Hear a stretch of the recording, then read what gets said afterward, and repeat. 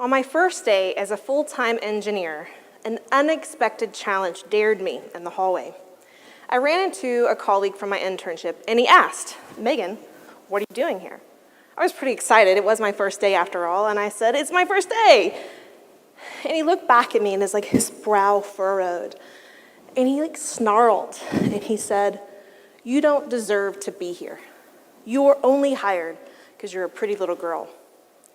Now, I don't remember how I responded, but I can be sure that it was with caution. I know at that time in my life, I didn't have the vocabulary, I didn't have the words, and I definitely didn't have the confidence or courage to speak truth to power. I knew I deserved to be there. I knew that I had earned my place on my own merit. But what he planted that day was a heavy seed of doubt. It was almost like a little devil on my shoulder. So whenever I ran into one of the countless times when I felt like I didn't belong in industry, there the doubt was, reminding me that I didn't belong. Fast forward a couple of years, and I was working on my PhD, and when I started that, my mission was and remains to change the culture of engineering. Because of that shift, I was invited to speak at the Engineers Without Borders conference in Canada. I was new to the group, so I showed up a little bit early to kind of get a feel for the audience. And as I sat down in the room, people filtered in. I had a great conversation with the people at the table around me. And then the lights dimmed and the conference got kicked off. Speaker after speaker. I was inspired. I was in wonder at all of the amazing stories these engineers told of the impact of their work. All of a sudden, a powerful feeling washed over me. I had chills. Bewildered, I looked around me, and first thing I noticed is everyone at my table presented as a woman. Then it dawned on me that not once during our conversation did we talk about work-life balance, or personal branding, or how to survive in a man's world. Those are the typical conversations that I was familiar with when women in engineering kind of got together. So then I looked around the room, and it was a sea of faces of different races, nationalities, ages, lots of different backgrounds. So I tuned back into the stage, and at that point, I was able to pinpoint the feeling. And the feeling was belonging.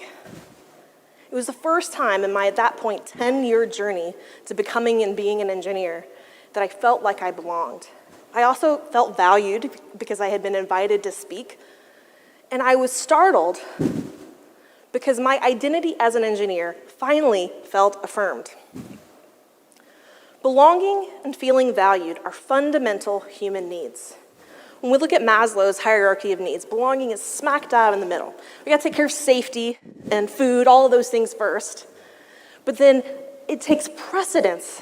Belonging and those needs of love and belonging take precedence over self-esteem and self-actualization. People need to perceive that they are a valued member of a team, and they need to experience treatment that meets their needs for belongingness and uniqueness in the workplace or in pathways to the workplace. Inclusive leadership can meet these two needs. Not to mention, it can also improve attendance, performance, collaboration, and it can reduce turnover. Now, when we think about leadership, it's too often synonymous with management. And if we want to create equitable and inclusive environments, we cannot leave this to the people in charge.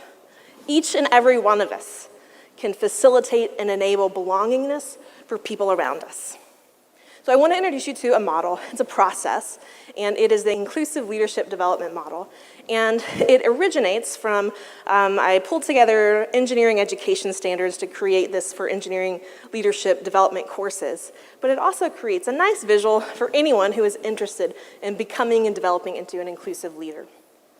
So the first part of the model is the individual, the self. It's us, it's you, right?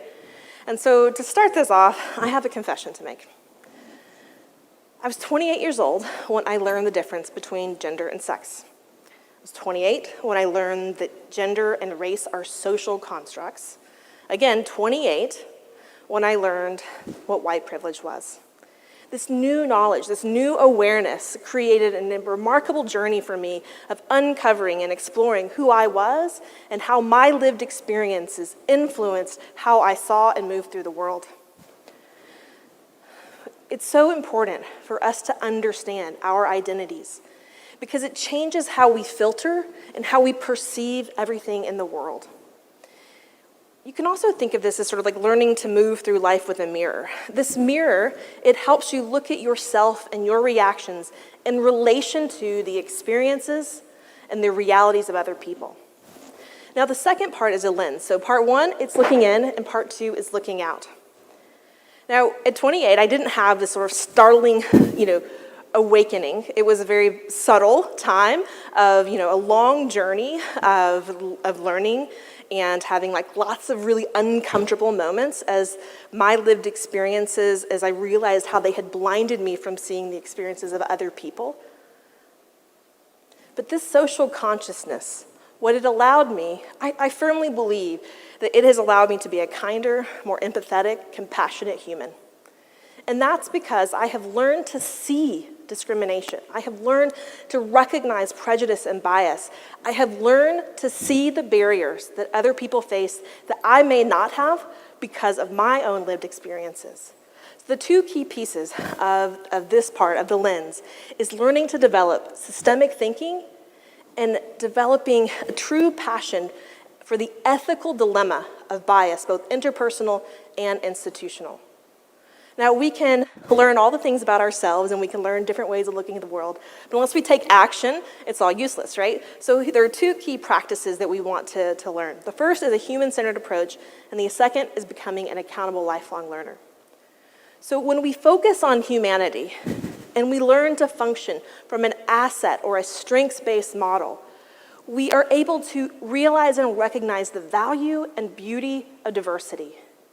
Whereas if we move from and function from a deficit mindset, what this does is it usually prioritizes our own assumptions, and it sort of benchmarks things based on our own ways of knowing and doing, and it prioritizes the status quo and systems and policies that are already in place. Now, the second piece is being an accountable lifelong learner, and I want to focus on the first word.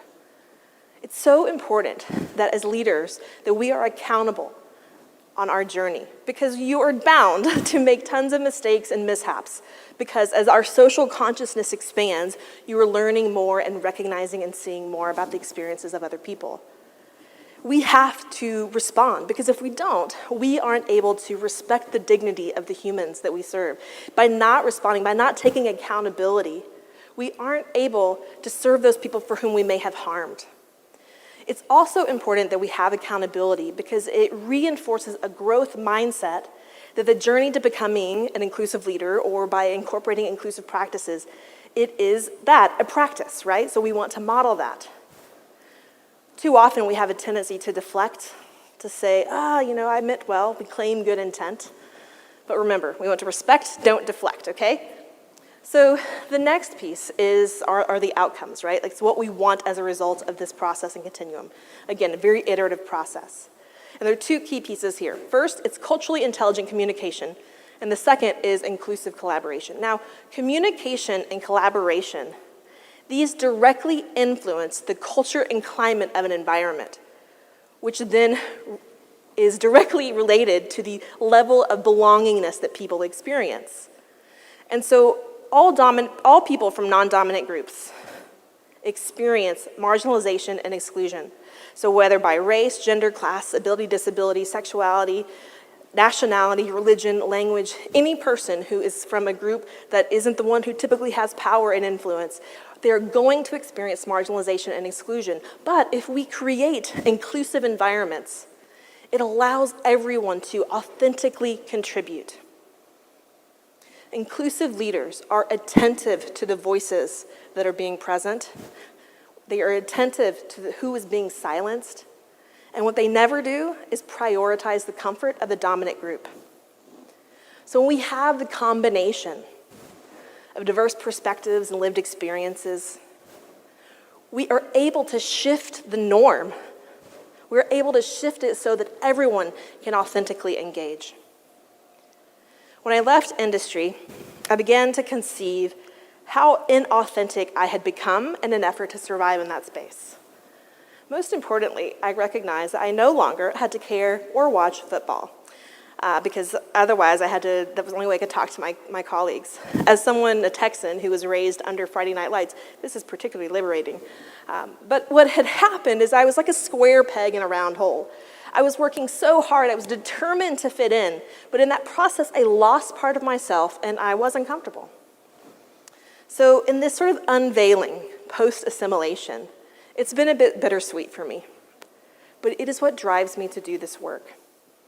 At this point in my life, I have switched from widgets to workshops, and it is such a joy to work with people to engineer equity and inclusion into their organizations.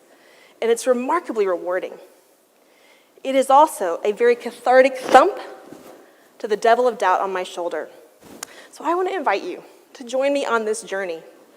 Because when we reflect on our lived experiences, when we learn to recognize and remove barriers, when we focus on inclusion as a practice, when we seek and celebrate diversity, we can be the inclusive leaders who create cultures and climates where every person feels like they belong.